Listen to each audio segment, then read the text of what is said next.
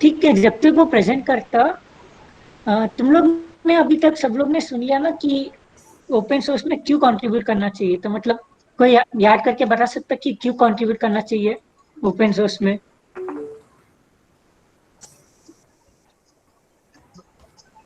Mic चालू करके बोलो, कोई ना, कोई तो, हाँ, या माइक चालू चैट करके में भी भी बोल डाल सकते सकते हो, हैं। चैट पे भी डाल सकते हो, कैसे भी बोलो। Open source is more like a community thing. So like it's just like you learn a lot by interacting with other people, and so और कोई?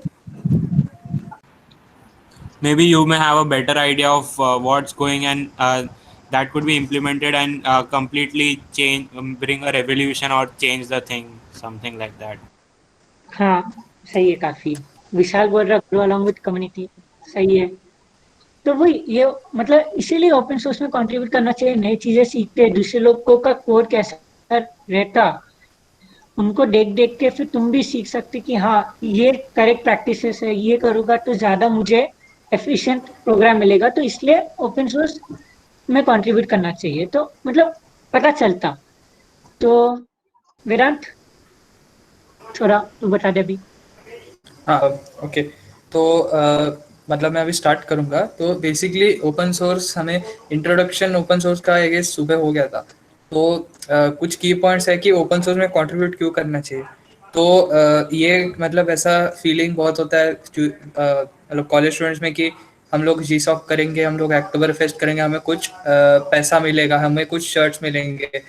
तो सबसे पहले ये बात इम्पोर्टेंट है कि ओपन सोर्स में कंट्रीब्यूट करना है तो कोई चीज़ के लिए करो मत, क्योंकि after all open source contribution is like तुम्हारे फ्री टाइम में तुम एक कम्युनिटी को हेल्प कर रहे हो। और वो कम्युनिटी क्या है, मतलब यहाँ पर काफ़ी लोग लिनक्स यूज़ करते होंगे, काफ़ी लोग angular.js यूज़ करते होंगे, रिएक्ट यूज़ करते होंगे, फ्लटर यूज़ करते होंगे। तो ये सब ओपन सोर्स टूल्स है जो मतलब जो डेवलप कोई कंपनी ने पैसे दे के एज सच नहीं किए, बट रादर जो लोग को इंटरेस्ट है वेब डेवलपमेंट में, ऐप डेवलपमेंट में, वो लोग अपने फ्री टाइम में कम्युनिटी के बेटरमेंट के लिए कुछ ना कुछ काम कर रहे हैं। तो if you are using open source tools, then kind of it is also your responsibility to contribute to open source. मतलब I'm not saying एक go मिनट and धैर्य, आपको माइक म्यूट कर देना।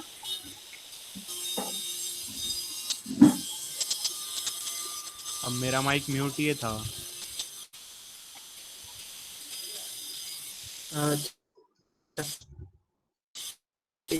कंटिन्यू करता हूँ। तो मतलब ऐसी बड़े डायरेक्टरी में जाकर कंट्रीब्यूट करो। Then if you make a small project and if you think it is going to be useful for the community, you can upload it on GitHub. And just like we learned in the previous I mean before in the morning and in the afternoon, that how is important, how a good Git repository is important.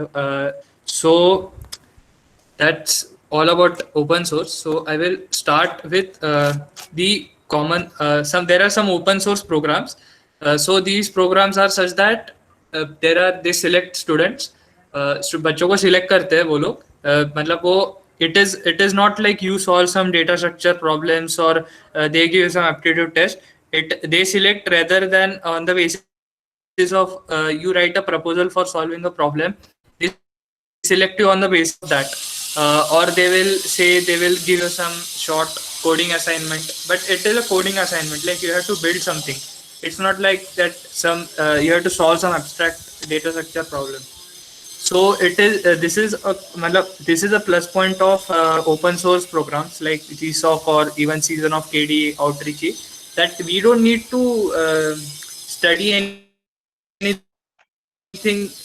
anything bookish. Like also everyone will open up Geeks for Geeks and practice there, but not everyone is comfortable with doing that. So if you have a knack for if you have a knack for programming, you like making products, like making apps, so open source programs are the best for you. So these are some of the well-known programs. First one is Google Summer of Code. Then X.org Foundation also has a open source program. So X.org is a Linux app. You can see on the internet what it actually does. But the key point is it also has open source programs. So then there is Hacktoberfest. Hacktoberfest is kind of a smaller version of GSOC.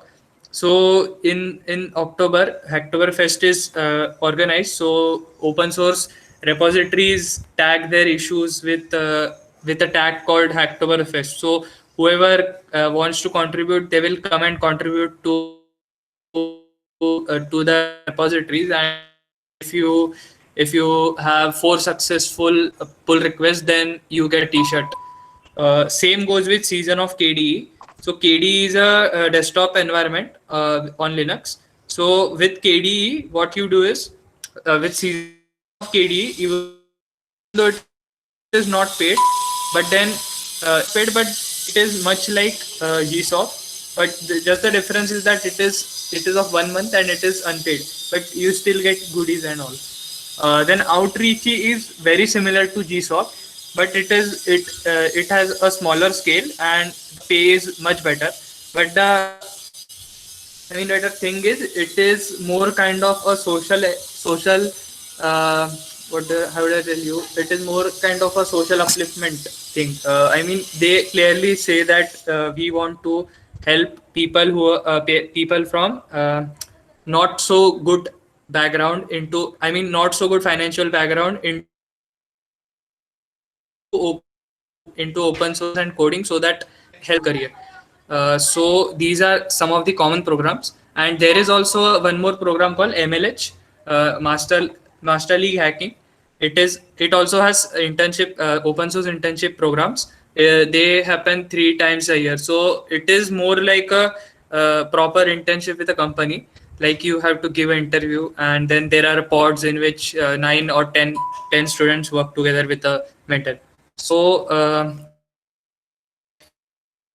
I think, majority of you think that open source is all about software. So you are very much mistaken. It is not at all about software. There are open source hardware platforms also. If you have heard about Raspberry Pi, so there's an open source alternative for Raspberry Pi. It's called BeagleBoard. So even in hardware, there can be open source. Like there is PCB, right? So I can also put the designs of that PCB on GitHub. So effectively it becomes open source, right? Because I can print a PCB at my home and assemble it. The design is not proprietary. Then some other open source hardware tools are Arduino. Then there's ArduPilot, which is used in drones and RC flights. And then this is Node MCU. This is also something similar to Arduino. Now it's just a short quiz. Can you guess the free and open source alternatives of these software? Someone just put. If you have the answer, you can put it in chat. Okay, right. GIMP. Next, Photoshop. Anyone? Yeah, Filmora. Okay. Chrome. Even though Chrome is not open source, Chromium is open source. So there's a difference between Chromium and Chrome. No, Chromium source code is open, but then the Chrome version which Google ships, so it has some special additions that Google only adds in the Chrome version. Yeah, Brave also, right? Then Maya, Blender, Photo, Windows it's Linux. Then Play Store is FossHub if you know about it. So now coming to I found about this list while I was searching. You can open it up. I will share the link in chat. Just a second. Can just open this and bookmark it. It is a very useful site. It has a large list of open source programs that do exist. There's also open source program by Linux Foundation.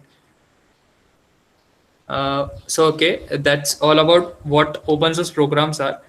Now Gaurav will tell about the do's and don'ts in case of contributing to an open source program or any open source repository.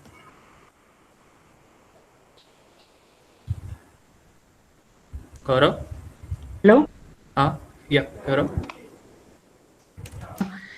तो ठीक है, इसने वेदांत ने काफी सारी चीजें बताए, बोले कि ओपन सोर्स प्रोजेक्ट्स बताए, काफी सारे फ्लटर है।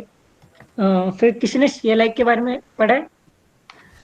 जैसे तुम लोग अभी गिट पढ़ रहे थे, तो CLI भी एक है, तो उसमें भी तुम कंट्रीब्यूट कर सकते हो। तो बहुत सारे अलग अलग चीजें, VS कोड है, Node.js है, क्रोमियम है, तो इन सब में तुम कंट्रीब्यूट कर सकते हो। ठीक है, तो अभी ऐसा नहीं है कि डायरेक्टली मतलब वहां पे जाके हाँ मैं अभी डायरेक्ट लिनक्स पे कंट्रीब्यूट करना चालू करूंगा, वैसे नहीं होता डायरेक्ट। तो थोड़े रूल्स रहते हैं, मतलब स्टार्टिंग में तुम लोगों को मालूम होना चाहिए कि वो किस पे काम कर रहे हैं, और वो जो चीज पे काम कर रहे हैं, जैसे कि कोई अगर सॉफ्टवेयर है वो C++ में काम कर रहा है या C में काम कर रहा है, तो तुम्हें उसका डेप्थ नॉलेज होना चाहिए कि अंदर क्या चल रहा है। इसलिए जब भी तुम स्टार्ट करते हो, और ऐसा नहीं है कि बड़ा सा प्रोजेक्ट में डायरेक्टली तुम डाल सकते हो, नहीं, वो एक्सेप्ट नहीं करते मोस्टली। क्या करते कि सब स्टार्टिंग में छोटे छोटे प्रोजेक्ट से स्टार्ट करना चाहिए हमेशा। छोटे से प्रोजेक्ट्स में तुम लोग देखोगे, सोर्स कोड पढ़ोगे, तो तुम्हें समझेगा कि अच्छा ये ऐसा होता है। तो ऐसा नहीं है कि मतलब बड़े प्रोजेक्ट्स में नहीं करने का, ऐसा नहीं है। हमारे यहाँ पे लोग हैं जिन्होंने CLI में कंट्रीब्यूट किया था, अली अब्बास और शुभंकर, दोनों को स्पेशल मेंशन भी मिला था इस बात का। तो वो ये कि स्टार्टिंग में बस छोटे प्रोजेक्ट से चालू करने का, फिर धीरे धीरे बड़े बड़े प्रोजेक्ट्स पे जाने का।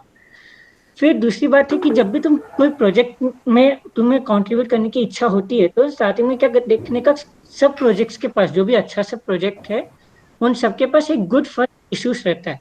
तो वो इशू को सॉल्व करने के लिए तुम देख सकते हो, उनका टैग में रहता है। गिटहब में तुम जाओगे ना, तो वहाँ पे टैग, हाँ ये गुड फर्स्ट इशू है, तो अगर तुम लोग स्टार्ट कर रहे हो ओपन सोर्स में कंट्रीब्यूट करना, तो तुम वो टैग को देखकर वो ट्राई कर सकते हो प्रॉब्लम सॉल्व करने। ठीक है, तो ये तो मतलब कंट्रीब्यूशन की बात हुई। पर उसके पहले किसी को मालूम है कि ये ओपन सोर्स मतलब स्टार्ट कैसे हुआ, मतलब क्यों फ्री में ऐसे सब चीजें होने लग गए, क्यों? किसी को कोई आइडिया, मतलब चैट सेक्शन में बता सकते हैं या माइक ऑन करके बता सकते हैं?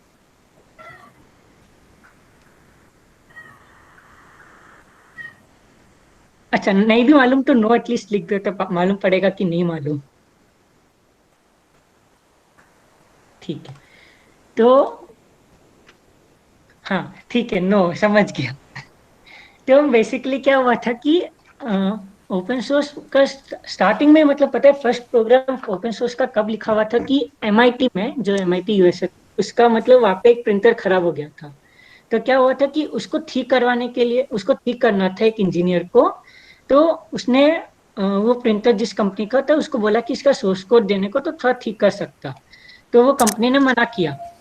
तो फिर उसने क्या सोचा कि ये तो मतलब गलत बात हुई, अगर ठीक करवाना है तो फिर मुझे मालूम होना चाहिए। तो उसने फिर स्टार्ट किया था, तो एक मतलब उसने कोई छोटा सा प्रोग्राम लिखा था, फिर धीरे धीरे एक्सपांड हुआ। तो ओपन सोर्स मतलब क्यों क्यों लोग प्रिफर करते, क्योंकि देख, एक कोई कंपनी में ज्यादा से ज्यादा कितने लोग हो सकते, 10-20 हजार लोग हो सकते, 50 हजार लोग हो सकते, उससे ज्यादा नहीं रहेंगे ना।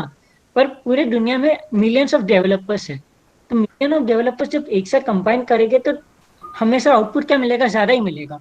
इसलिए फिर ओपन सोर्स धीरे धीरे चालू हुआ। माइक्रोसॉफ्ट भी सबसे पहले क्या था, ओपन सोर्स के अगेंस्ट था बहुत। पर अभी गिटहब को ही माइक्रोसॉफ्ट ने अभी खरीदा। तो अभी सब कंपनियां ओपन सोर्स की तरफ इसलिए जा रही, क्योंकि बेनिफिट्स हमेशा ज्यादा रहेंगे तुझे, अगर उनको कोई भी प्रॉब्लम सॉल्व करना है तो ज्यादा मिलेगा। तो अभी ओपन सोर्स में कंट्रीब्यूट क्यों करते, मतलब और लोग, मतलब ऐसा फ्री टाइम में कंट्रीब्यूट कर सकते, पर ठीक है, पर उनका ऐसा कोई फायदा हो सकता क्या? तो गिटहब अभी निकाल भी रहा है ऐसे प्रोग्राम से, बग बाउंटी प्रोग्राम, जिससे कि तुम अगर कोई बग को पकड़ोगे, तो कंपनी या फिर गिटहब तुम्हें पैसे देता, मतलब बेसिकली कंपनी पैसे देता। फिर और भी रहता कि एक गिटहब स्पॉन्सर रहता, अगर कोई कंट्रीब्यूटर है जो मतलब काफी हेल्पफुल कॉन्ट्रीब्यूशन करता तुम्हारी कंपनी के लिए, तो तुम उनको स्पॉन्सर कर सकते हैं, $5 $10 पर मंथ। तो इसलिए अभी पूरी दुनिया ऐसा ओपन सोर्स की तरफ जा रही है। तो है मतलब काफी प्रोजेक्ट्स में तुम कंट्रीब्यूट कर सकते हैं। लिनक्स कर्नल है, फ्लटर है, क्रोम है, वीएस कोड है, नोड जेएस है, इन सब में धीरे धीरे स्टार्ट कर सकते हैं तुम contribute करना, ठीक है।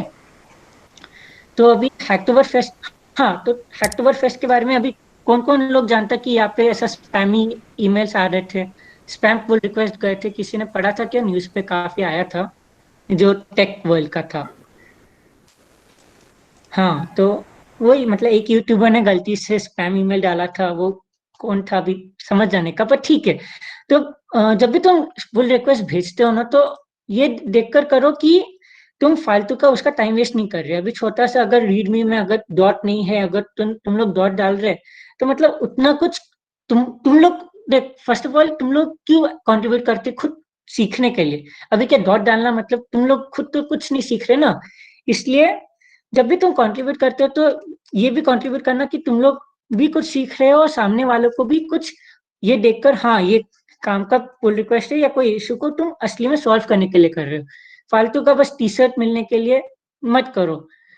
जीसॉक एक अच्छा प्रोग्राम है, उसमें तुम लोगों को बड़ा सा प्रपोजल देना पड़ता, काफी सारी चीजें होते हैं, तो वो वेदांत को बोलूंगा बोलने को, वो जीसॉक के प्रोग्राम में सिलेक्ट हुआ तो उसका कंप्लीट हुआ है। वेदांत। हाँ हाँ, मैं इसके पहले एक और चीज़, सही चीज़ ऐड करना चाहता हूँ। तो एक ओपन सोर्स ही कैसे हेल्प करता है की स्टोरी है। तो एक मतलब एस्प्रेसिव नाम की कंपनी है, तो वो लोग ने कुछ 2014 में एक चिप रिलीज की थी। तो ऐसी वाईफाई चिप थी।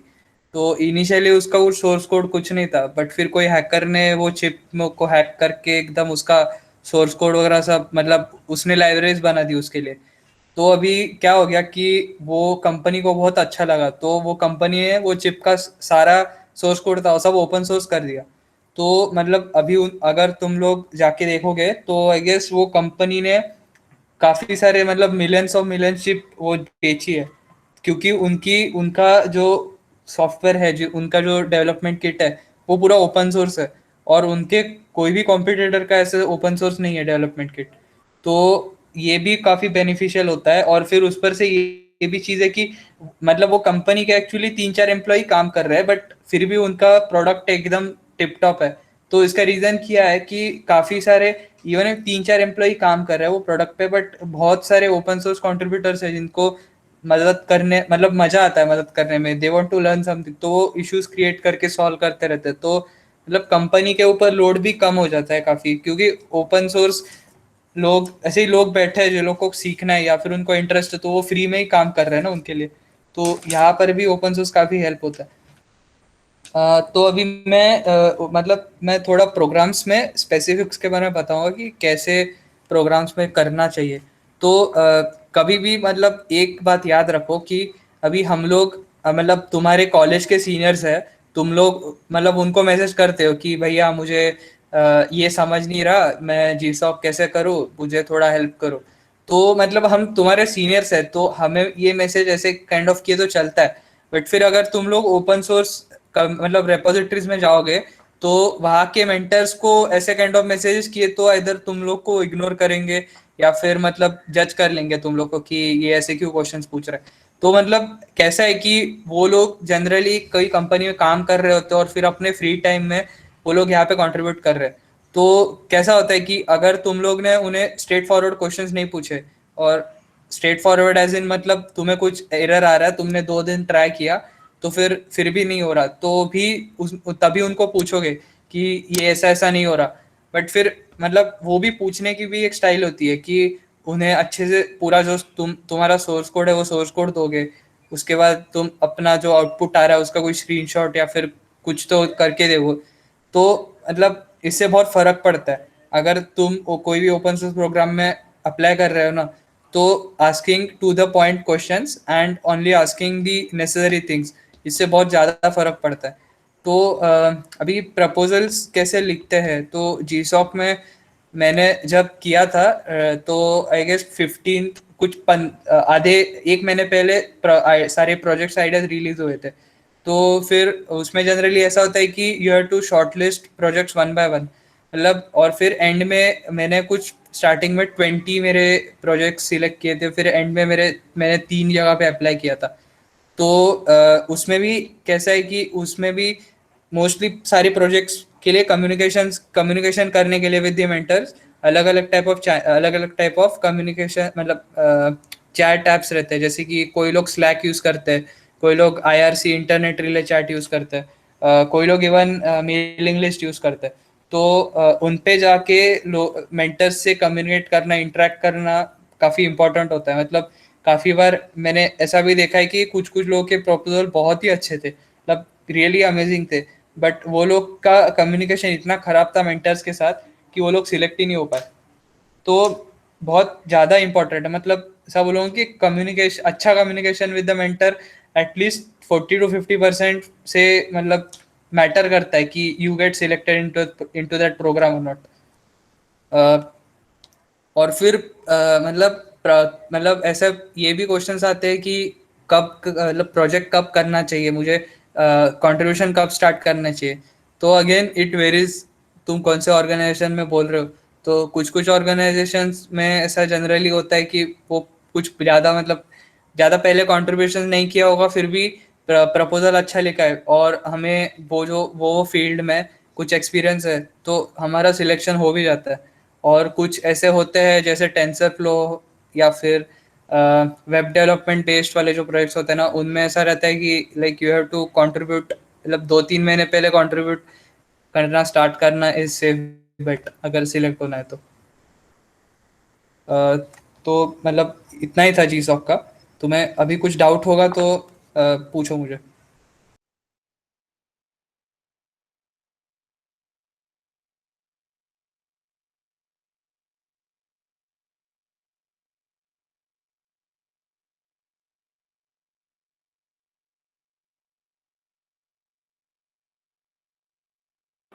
You can unmute yourself and ask if you don't want to type. So I had a doubt. Like, पहले I have gone through certain repositories of like stuff I liked, software that I liked, but अभी उनका क्या है, repository का code base समझने में ही मतलब like there's too much going on, उतने ही files दिखते हैं, so like where do I start from, वो सब नहीं समझता है। तो ऐसा इशू होता है तो best way is to go through good first issues. कभी भी मतलब वो रेपोजिटरी में गुड फर्स्ट इश्यूज होंगे ना, तो वो सॉल्व करने का ट्राई कर। तो इफ तू 3-4 सॉल्व कर चुका, मतलब तू कर पाया 3-4, तो आई गेस तब तक मतलब तुझे समझ में आ जाएगा कि कोड में क्या हो रहा है। बट अगर तू अभी इमीडिएटली जाके बड़े बड़े प्रोजेक्ट में तू क्रोमियम में जाके कंट्रीब्यूट करने को बोलेगा, तो फिर तो मैं बोलूँगा तू महीना भर कोड पढ़ा तो भी तेरे से नहीं होगा, मतलब नहीं समझ पाएंगे। मतलब ऑनेस्टली बोलूँ तो हार्श है बट नहीं होता, क्योंकि अरे उसमें मतलब कितना 1000, 2000, 10,000 कुछ बहुत ज़्यादा लाइन्स ऑफ कोड होते हैं। तो मतलब अगर स्टार्ट करना है ना, तो स्टार्ट फ्रॉम स्मॉलर प्रोजेक्ट्स और फिर धीरे धीरे जाके बड़े बड़े प्रोजेक्ट्स में कंट्रीब्यूट करा करो। मतलब गो स्टेप बाय स्टेप, ऐसा डायरेक्ट अगर जंप लोगे तो फिर बहुत टफ होगा कोप अप करना। नहीं एक्चुअली मतलब जंप की बात नहीं है, I was just browsing through the explore page, तो उसमें ऑलरेडी जो फेमस आ रहे थे वही थे। So like how do I look for slightly less familiar like like actually you can search for topics like अगर तुम सर्च बार में जाओगे ना और hashtag followed by like Angular और React whatever framework you are familiar with, ऐसा search करोगे ना तो तुम्हें वो सारे प्रोजेक्ट्स मिल जाएंगे जिसमें वो सारी चीज इंक्लूडेड है। जैसे कि अगर हैशटैग एंगुलर सर्च करता हूँ मैं, तो वो रेपो जिसमें एंगुलर है ना, वो सारे रेपोज आ जाएंगे। So likewise, you can also search for repositories that are labeled as Hacktoberfest. तो hashtag Hacktoberfest भी डालोगे ना, तो वो सारे रेपोज आ जाएंगे जिसमें Hacktoberfest है label. okay, so basically at a certain technology I can search for that using tags, and that is what you're trying to say. Yeah. Okay, thanks. And then you can look for those with less stars, मतलब 100-200 stars है, 50 stars है, you can go for those because they would be relatively less complex as compared to bigger ones. Yeah, you can actually filter out your like search results. जैसे कि मुझे एक Flutter के repo में contribute करना था, सो मैंने हैशटैग हैकटोबरफेस्ट डाला और हैशटैग फ्लटर डाला, तो उसमें फ्लटर का एक रेपोजिटरी मिल गया जो हैकटोबरफेस्ट के लिए है। तो उसमें मैंने कंट्रीब्यूट किया, बट अभी तक मेरा PR एक्सेप्ट हुआ नहीं है। मैंने डाला तो हूँ। अच्छा ठीक है, मैं नेक्स्ट क्वेश्चन Okay, लेता हूँ। राजन ने पूछा है, can you tell in which months are these organised? So I sent a link in the chat, check this out. So this has a comprehensive list of all the programs, but generally तो हर programme की date change होती रहती है थोड़ी बहुत, plus minus 2-3 weeks. तो best होगा कि जाके वेबसाइट पे खोला करो। तो GSOC तो जनरली समर्स में होता है, इवन आउटरीच ही समर्स में होता है। MLH तो साल के 3 बार चलता है, एक सितंबर में होता है, फिर एक दिसंबर में कभी तो होता है, और एक मार्च में, मार्च या अप्रैल में कभी तो होता है। तो बेस्ट इज खोला करो, मतलब मंथली चेक करा करो कि डेट्स आए या नहीं, ऐसा। तो next question is, can anyone contribute at first और ओनली द सिलेक्टेड वंस? तो मतलब अगर if there's a issue on the repository and then you discussed with the maintainer कि ऐसे ऐसे सॉल्व कर सकता हो, और फिर कोड करेक्टली तूने मतलब जो इशू है वो सही से सॉल्व किया, मेंटेनर ने एक्सेप्ट किया, तो देन यू कैन मतलब then your changes can be integrated, then your changes can be merged into it easily. Next question is, if I want to add a feature, can I directly send PR or is necessary to create a issue first? Acha, so it depends. Like if there is a issue which is existing and you want to solve it, then you can discuss with the maintainer like how do I solve, and then create a pull request with the required changes. And then if you find some bug, or if you want to add some feature, then create a issue. Then again, the as the maintainer tells you ki, like, is this feature necessary? If he says no, then you can't make a pull request. But if he agrees that he wants this feature, then yeah, you can make the change and do a pull request.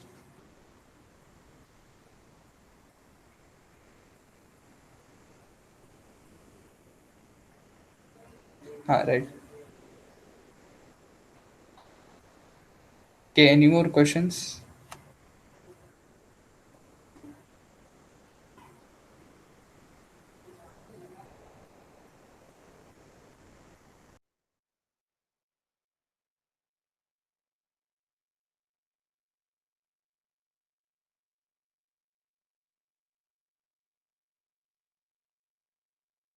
Okay, I think we have no questions.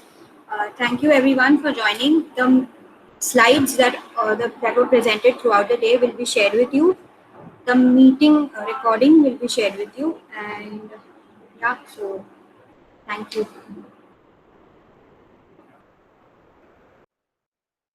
Also, I would like to apologize for the inconsistencies that were there today. This was the first workshop during the lockdown, so I hope we will improve further. Thank you guys.